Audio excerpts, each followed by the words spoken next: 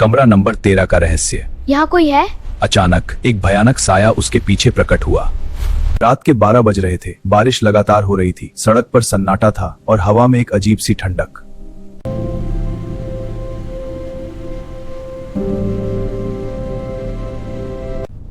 Network फिर चला गया। पेट्रोल भी कम है। अब क्या होगा? तभी उसे दूर एक पुराना सा होटल दिखाई दिया। नाम लिखा था होटल शांति निवास। आरव ने सोचा बस एक रात रुक जाता हूँ, सुबह निकल जाऊंगा।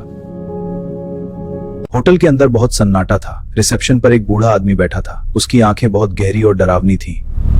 एक कमरा चाहिए। कमरा तो है, लेकिन एक बात याद रखना। क्या? कमरा नंबर 13 कभी मत लेना।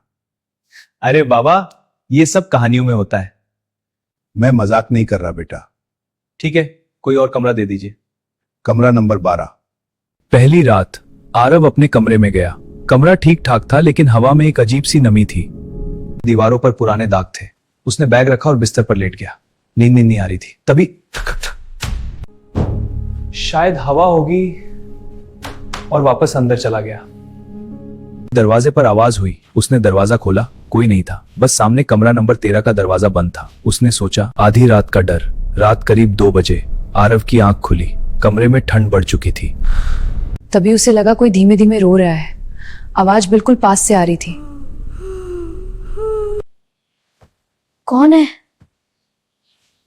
फिर आवाज।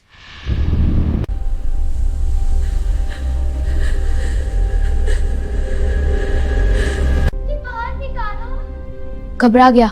रिसेप्शन जाना होगा। बेटा सुन ले मेरी चेतावनी।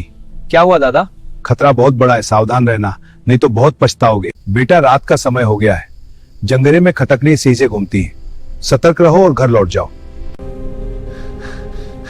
कमरा 13 से कोई रहे?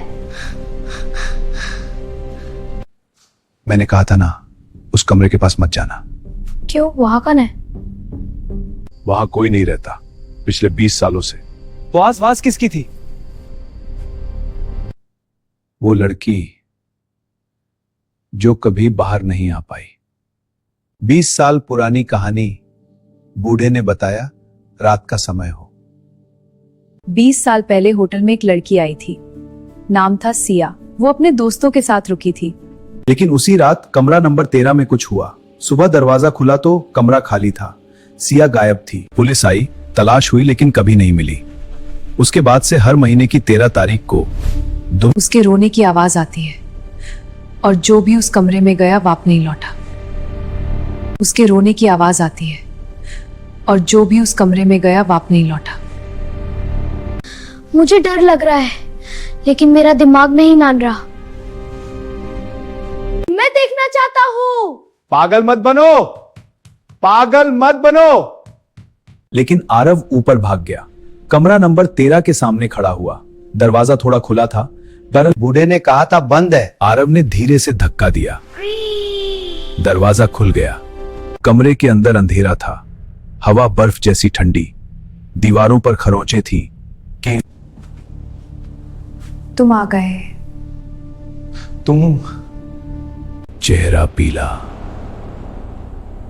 वही थी सिया। तुम कौन हो? मैं यही बंद हूँ 20 साल से।